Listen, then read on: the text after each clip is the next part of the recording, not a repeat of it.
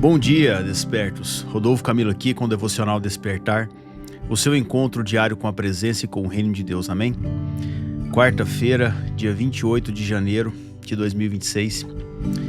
Ontem falávamos sobre as 3 chaves para uma vida livre de qualquer acusação. Falamos que saber o que está escrito não é tão importante quanto viver o que está escrito.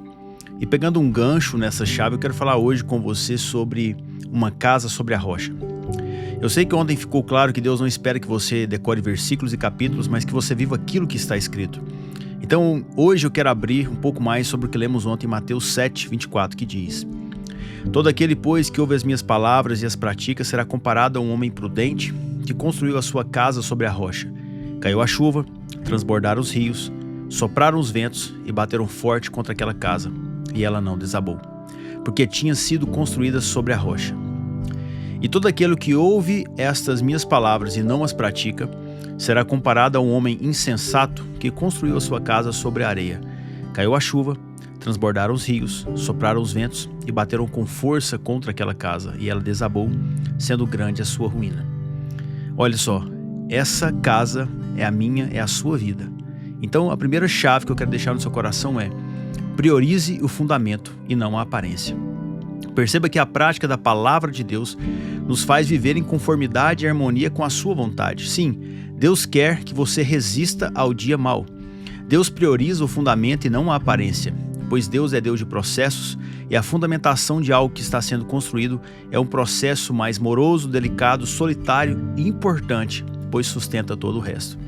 E esta é a aliança que você e eu precisamos fazer com Deus hoje. Eu diria que não só hoje, mas uma aliança que nós precisamos lembrar todos os dias: ouvir e praticar a palavra de Deus. Então a primeira coisa a fazer é ouvir. Hebreus 4:12 diz: Porque a palavra de Deus é viva e eficaz, e mais cortante do que qualquer espada de 2 gumes, e penetra até o ponto de dividir alma e espírito, juntas e medulas, e é apta para julgar os pensamentos e propósitos do coração.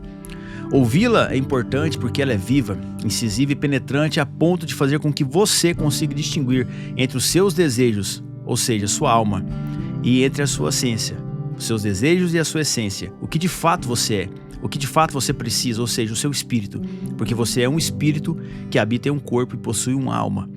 Praticá-la, pois o ápice de um pensamento é uma ação. E Deus quer que você tenha uma ação nessa terra, ações que reflitam o caráter de Cristo, ações que manifestem a cultura do reino dos céus, porque só assim o mundo será impactado. O problema é que nossos irmãos, muitos irmãos nossos evangélicos se acostumaram a customizar a cultura do reino, sabe? Introduzindo alguns dogmas, padrões das trevas dentro da cultura do reino de Deus. Por isso nós vemos tantas pessoas que conhecem o evangelho, mas não são transformadas, ou seja, conhecem superficialmente. Veja, Deus não quer mudar a sua aparência. Muitas vezes vemos uma pessoa que entra em uma igreja, aceita Jesus, faz um trilho de cursos denominacionais, quase sempre, para não generalizar, sai com uma cartilha do que fazer e do que não fazer agora que virou um cristão. Sai com um dress code, um código de vestimenta, roupas e acessórios que são permitidos e que não são permitidos. E é introduzido em vários grupos de WhatsApp, ministérios da igreja, recebe indicações de playlists gospel, músicas gospel, e com uma agenda quase que septenária, isso é, com quase todos os dias da semana, os 7 dias da semana, cheios de atividades religiosas. Para os que estão de fora, uma dessas pessoas que conheciam ela até parece que se tornou uma pessoa cristã, mas e por dentro?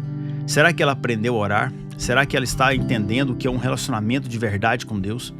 Será que teve as suas feridas curadas? E o mais importante, será que ela está conseguindo de fato ver aquilo que ela está escutando? Jesus não morreu na cruz para mudar o seu guarda-roupas, a sua agenda, as suas músicas. Eu não estou defendendo a libertinagem, nem tudo lhe convém, nós falamos disso esses dias. Eu estou tentando te alertar para uma vida prática em princípios. Nós precisamos ser pessoas de verdade, de princípios, pessoas que não conspiram para que outros caiam. Pessoas que não tramam pelas costas, pessoas verdadeiras, aquilo que Jesus pregou no Sermão da Montanha em Mateus 5, apenas 2 capítulos antes dele dar esse exemplo da casa sobre a rocha em Mateus 7. Quais características Jesus enfatizou no Sermão da Montanha? Ele destacou bênçãos e características de uma pessoa humilde, quebrantada, mansa, faminta por justiça, misericordiosa, pura de coração, pacificadora e fiel sob perseguição. O contrário disso seria uma pessoa orgulhosa, endurecida, violenta ou arrogante. indiferente à justiça, não está nem aí para os outros, implacável, de coração impuro, contenciosa, infiel diante da pressão. E como vemos pessoas assim no meio cristão, isso é lamentável.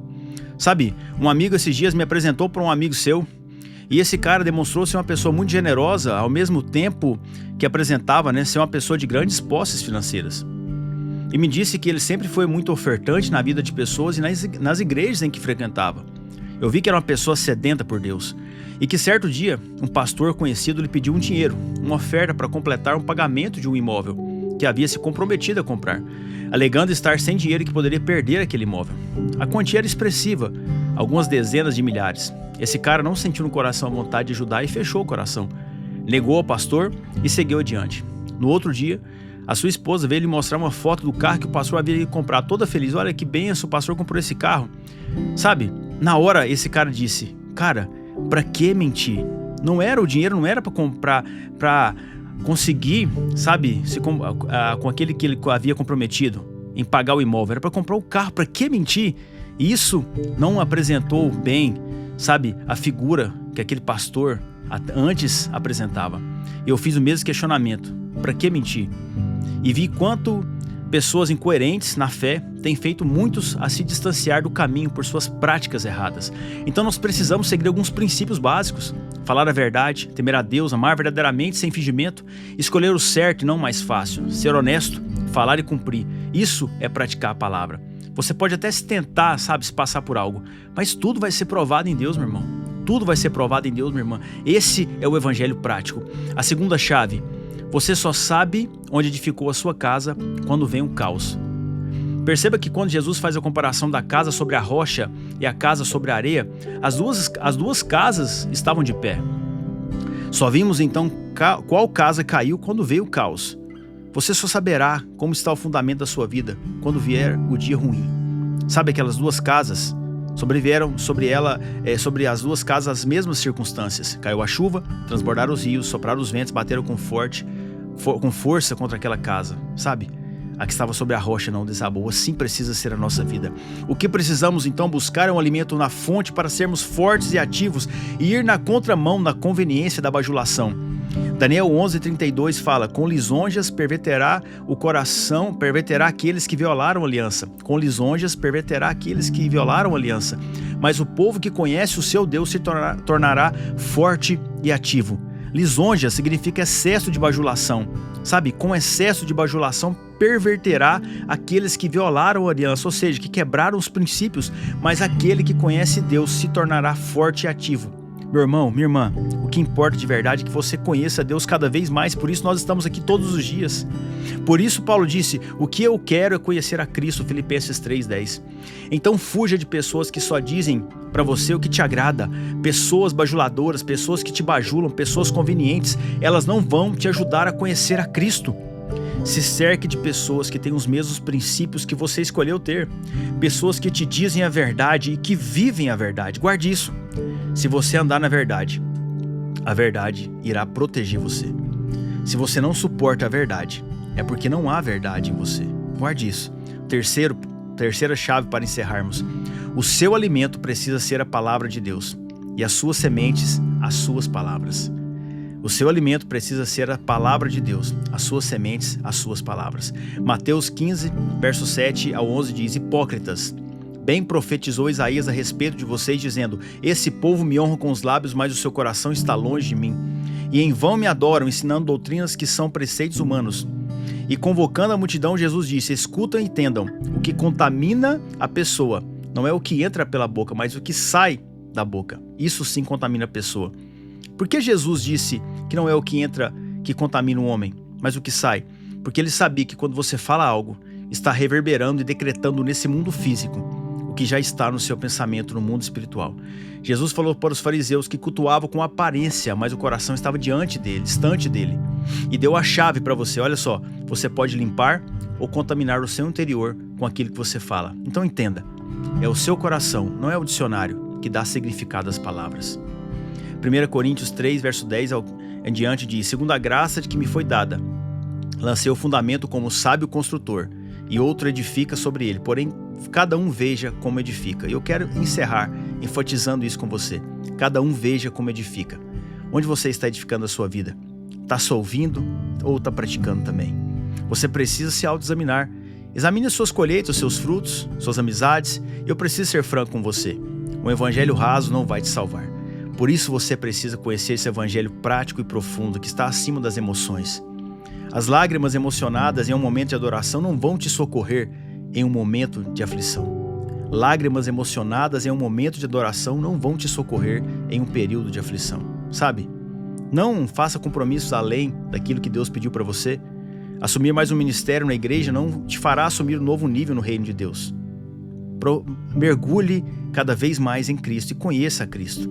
Esse é o único jeito de você mudar a sua realidade e ter novas colheitas. Se encher da palavra de Deus e profetizar todos os dias as promessas das palavras e profetizar coisas boas, de valor e de virtude. Eu quero orar por você. Pai, em nome de Jesus, eu oro para essa pessoa que me escuta, Pai. Eu oro para que o Senhor abençoe ela, Pai, trazendo discernimento, entendimento, revelação na Tua palavra, que o Teu Espírito Santo revele tudo que está oculto no coração dela. Que ela tenha novas sementes para semear através das Suas palavras, Papai. Que ela edifique a sua vida sobre a rocha, Pai, praticando a palavra do Senhor, Papai. Que a Tua palavra entre no coração cada vez mais profundamente e gere nela novas colheitas, colheitas abundantes, felizes, prósperas. Abençoa as finanças, o casamento, a mente, o sono, o trabalho, a vida com os filhos, com os amigos. Abençoa, Papai, que o Senhor esteja com ela não só hoje, mas todos os dias, em nome do Senhor Jesus. Amém. Amém? Eu espero você aqui amanhã. O que Deus fez hoje, Ele vai continuar amanhã. Não falte ao encontro. Se você foi abençoado, deixe seu amém aqui no Spotify, no grupo, no YouTube. E se você lembrou de alguém, envie essa mensagem, semeie na vida de uma pessoa. Deixe que Deus faça aquilo que precisa ser feito. Eu espero você aqui amanhã, em nome de Jesus.